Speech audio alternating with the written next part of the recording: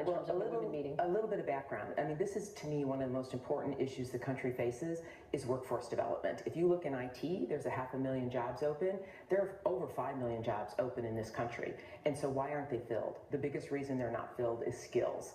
And so this has been a topic very consistently, but both the White House, the administration is interested in, and we personally have been very dedicated to. And so to build skills, what I've coined new collar skills, meaning we're in an era now, it doesn't mean you have to have an advanced degree. And so it's not necessarily a blue collar job, the jobs of the future. It's not white collars, this idea of a new collar. And these jobs are 2x the average median salary.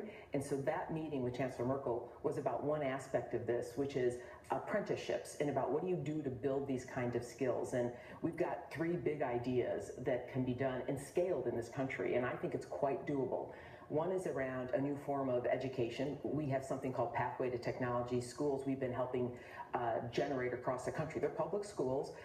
Think of it as a 6-year high school, a kind of a high school working with a community college.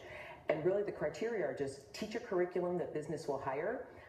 Businesses like ourselves, we have 300 other companies doing this, provide mentorship, give these kids internships if you can. And the graduation and the success rate is 11x compared to low income, 5x compared to regular schools. And these kids come out with really an associate degree in 6 years. And it is an outstanding program to get the right skills out there. Add that to apprenticeships, add them to credentialing. Those 3 kind of pillars are things that would modernize, and it's a wonderful example of a public-private partnership. And we'll be near 100 of these schools by the end of this year. Wow. Almost 50,000 kids. We're already hiring them in. And so this has been a real focus and, in my view, very positive, practical steps that can be taken forward that will change the face of skills in this country. This is a really important point that you're bringing up, because there are jobs available, but people don't have the skill sets for those jobs. How much do you think this should be, the onus is on business and the onus is on government to actually create this training that is required to get the jobs that are available? This problem will only be solved working together, and I do think the administration understands that quite clearly, that this will take 2 parties. So as an example, what can government do? There are things like the Perkins Act. It was passed through the House, needs to go through the Senate. All it says is there's every community college gets its funding. To get your funding, you have to teach a curriculum that business will hire. Very straightforward, but very practical and something to do.